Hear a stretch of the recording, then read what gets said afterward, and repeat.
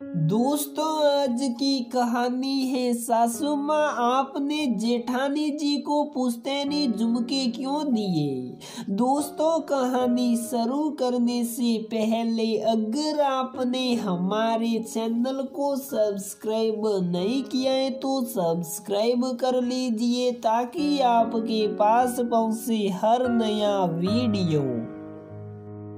मैं और मेरी जेठानी हम दोनों साथ साथ माँ बनने वाली थी। जेठानी जी के सौता और मेरे गर्भ का दूसरा महीना चल रहा था। जेठानी जी के पहले से एक बेटी थी, हालांकि अब वो जेठ जी के साथ रहने लगी थी, पर शायद सासू माँ के डर से उन्होंने गर्भस्थ शिशु के लिंग पता करने के लिए सोनोग्राफी करवा ली और उनके बेटा होने वाला है कि खबर आग की तरह पूरे खानदान में फैल गई।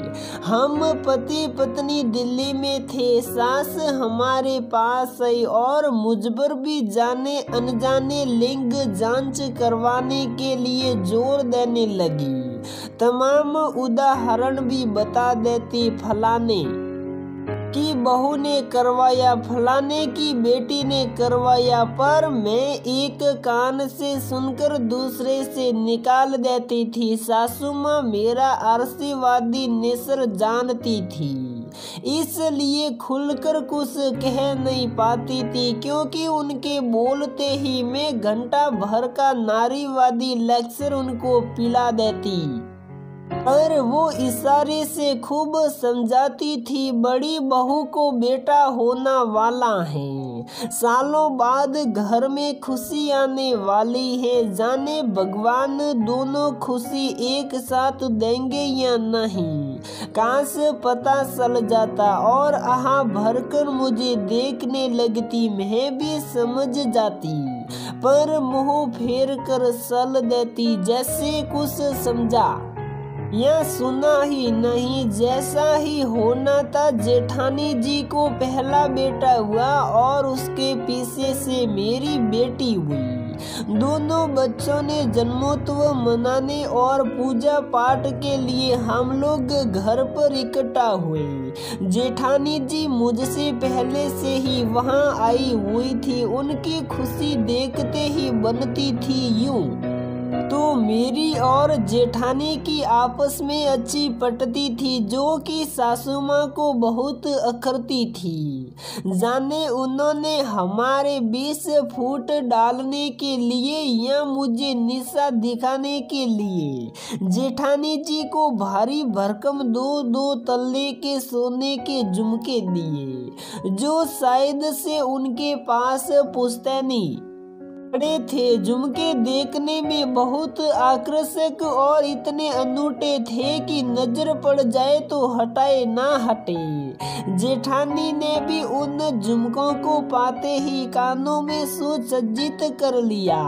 सासू माँ का इतना प्यार और आशीर्वाद पाकर उनके पैर जमीन पर नहीं पड़ रहे थे। खुशी से सहकती हुई वो घर से लेकर बाहर तक हर मिलने वालों को अपनी इस दूसरी उपलब्धि के बारे में भी उत्साह से बताते न थकती थी। पहली उपलब्धि उनका पुत्र और इस कुल का एकमात्र चिराग था जो उन्होंने पैदा किया था। मुझे पता नहीं क्यों मन ही मन इतना बुरा गीता की क्या कहूँ। जेठानी से जलन तो नहीं थी, पर सासू माँ ने ऐसा क्यों किया। लगता कि वो शायद मुझसे बदला ले रही हैं, क्योंकि मैंने उनकी बात मानकर गर्भ जांच जो नहीं करवाई थी। मैं मन महसूस थी, जन्मोत्सव वाले दिन का इंतजार कर रही थी कि सब खत्म हो और यहाँ से निकल चले। पूजा वाले दिन घर में आने जाने वालों का तांता लगा रहा। जेठानी जी के बेटे और घर के एकमात्र पोते के लिए खूब सारे उपहारों की वर्षा हो रही थी। मेरे पास तो सासी सास हो या बुआ सास, जो भी आता बेटी को देखकर बहुत सुंदर है, चिंता मत करो, अगली बार बेटा होगा, कहकर मानो सिफेंती जताकर ताना मारकर चली जाती। सबके ये अटपटे आशीर्वाद सुनते ही मुझे तीर जैसे चुभने लगता कि काश कोई भी मेरे पास ना फटके। मैं अपने कमरे में जाकर बत्ती बुझाकर बेटी को लेकर सोने का बहाना करने लगी।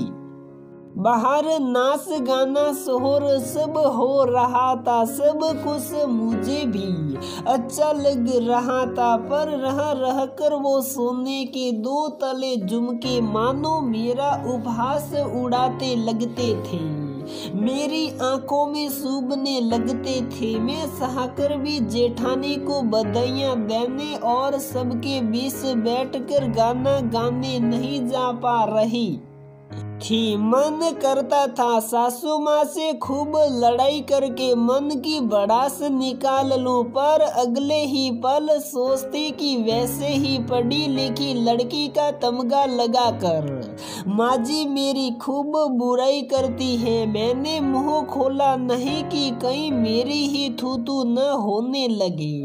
ये सोचकर मैं मन ही मन कूट रही थी कि तभी पति के कमरे में आने की आहट हुई। वो बहुत देर से बाहर गए हुए थे। मैं भी खार खाकर बैठी थी। सासू माँ के लिए सारा मन का गुबार इनके ऊपर उतारने का मेरा पूरा मन बन चुका था। लल्ली सो गई क्या कहकर मुझसे प्रश्न पूछने का उनका तरीका मैं समझ चुकी थी। मैंने उल्टे मुंह बोला, हाँ सो गई, नहीं तो क्या जाग कर अपने उपहास का ढोल बजाऊं। पति का अंदाज बिल्कुल नरम था। बत्ती जलाकर बोले, सो जाना, अपना उपहार तो ले लो। मैंने देखा उनके हाथ में ज्वेलर शॉप की पॉलीथीन थी। मैंने सोचा लाए होंगे कोई पायल या सोने की कील, पर मेरे उतरे हुए चेहरे और माँ की हरकतों से वो भी अनजान नहीं थे। इसलिए मेरी उदासी दूर करने के लिए कुछ खास करने की सोच रही थी। मैं अभी भी उदास थी। कहा ठीक है रख दो, कल देखूंगी, आज मन बहुत खराब है। पति सहक कर उत्साह से बोले, नहीं अभी देखो और पहनकर बताओ कैसा है। मैंने अब थोड़ा उत्सुकता से पन्नी खोली कि इतने खुश हो रहे हैं तो जरूर कुछ खास लाए होंगे।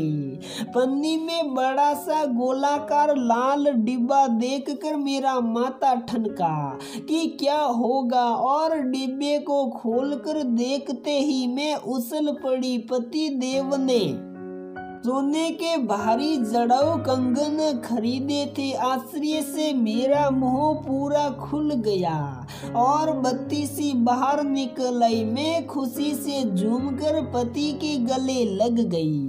कहाँ तो झगड़ा करने की सोच रही थी और अब गले लगकर शुक्रिया कर रही थी। बेटी के जन्मोत्सव पर मुझे इतना प्यारा उपहार मिलेगा ये नहीं सोचा था। यूं तो मेरी चांद सी गुड़िया मेरे लिए अनमोल उपहार थी, पर सासू माँ और जेठानी जी के आगे अपना भी टसन रह जाए तो क्या बुरा है। समाज में अभी भी पोता पोती में भेद करने वालों की कमी नहीं है। बेटे की माँ के आगे बेटी की माँ की गिनती नगण्य ही होती है हमारे समाज में। तो दोस्तों हमारी ये कहानी यहीं पर समाप्त होती है। अगर आपको हमारी ये कहानी पसंद आती है तो प्लीज वीडियो को लाइक करें, शेयर करें और हमारे चैनल को सब्सक्राइब जरूर करें।